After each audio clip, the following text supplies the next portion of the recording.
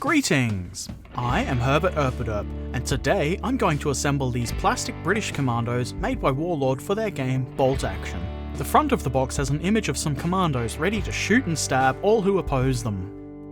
The back of the box has some information about commandos and lets us know that this box can make 25 commandos, with all manner of grade options including decals and Warlord's figurehead optional head system, which I like to think means that heads are entirely optional. Army of headless people, anybody? Inside the box we find this leaflet which I've already managed to crinkle up. It has some really cool pictures demonstrating some of the many options available and sprue contents for both the weapon sprues and the body sprues, which is super helpful. There is this sheet of decals for British and French commandos. This can save huge amounts of effort over painting rank and insignia onto the models. I quite like this. And there are 5 of these body sprues which contain so many parts. Each sprue can make 5 commandos, and there are plenty of choices for all kinds of arms. There are 8 individual heads with various expressions, so it should be pretty easy to have a good variety of different looking men in each unit. These sprues are quite nicely cast, though they do unfortunately have some mould lines. Nothing too horrible though. Also included are 3 of these weapon sprues, which have more weapons than you're ever likely to need. The first step in building these guys is to scrape off the mould lines on the parts that you've selected. When doing this, try to avoid scraping off the actual detail on the model or creating odd flat surfaces. The next thing I do is drill a hole in the foot of each body into which a pinning rod can be glued. I do this because I'm not attaching these to bases until they're painted. The rod will serve as a handle while painting and then provide a little bit of extra strength when the models are finally attached to bases. Next, I glue on some arms. These are the rifle at the ready arms.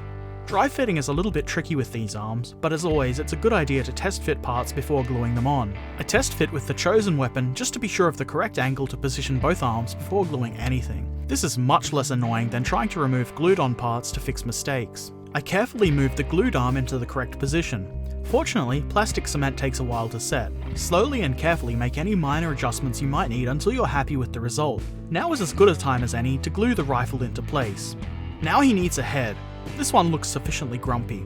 Simply put some glue into the neck hole and carefully drop the head into place. Make any adjustments needed so that the way the guy is looking makes sense with the rest of the body. Grrr, where the Jerry's at? Of course, rifles aren't the only weapon options for these commandos. This guy is going to be the second man in my Piat team, so I've glued some of the projectiles into his hands. This guy is just about to lob a grenade. This guy is firing a Thompson submachine gun. And this lucky fellow is receiving a Bren gun.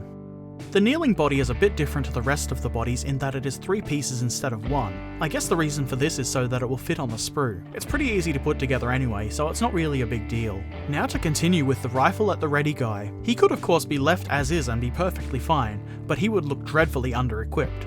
So I start by giving him a Bergen backpack, which is apparently a British Commando trademark. It's a little bit fiddly and you might need to try different backpacks on different bodies, but I eventually glue it on. That's a lot of gear to carry already, but this poor bastard is also getting an entrenching tool and a water bottle.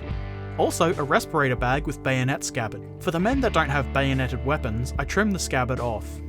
I also gave some of the commandos a knife, though not all of them because it looked difficult to attach to some of the models in a convincing manner. A final step would be attach one of the helmets, or as I'm going to do, a beret. I'm going to leave these off until I paint the models, just to make painting the head and hair that little bit easier. I would also like to do the same with the weapons, but I don't feel as though I could do that without also ruining the paint while I'm trying to glue them into place. I was going to make a separate video for the British infantry that came with the carrier section that I put together a while ago, but the sprues are almost identical. The difference being that the commandos get berets, knives and Bergen backpacks, while the regular infantry get regular backpacks and no berets or knives. I do think it's reasonable to expect them to build up much in the same way. Let's just have a quick look at the scale of these guys compared to a tank. In this case, the resin Cromwell from Warlord that I painted a while ago. Link here. I'm definitely no expert, but they do look reasonable to me. I haven't built all of these yet, but here's what I have so far. These are a little bit fiddly and time consuming to put together, and that's largely a result of how many options there are. This is most definitely not a bad thing though. I would much rather have many customizable options than simple one choice only gun and arm combinations. That said, they aren't particularly difficult to assemble, and the only real complaint I have about them is the amount of mould line scraping I've had to do, which isn't really a huge problem. Many other models have far worse mould lines. I think they look really good.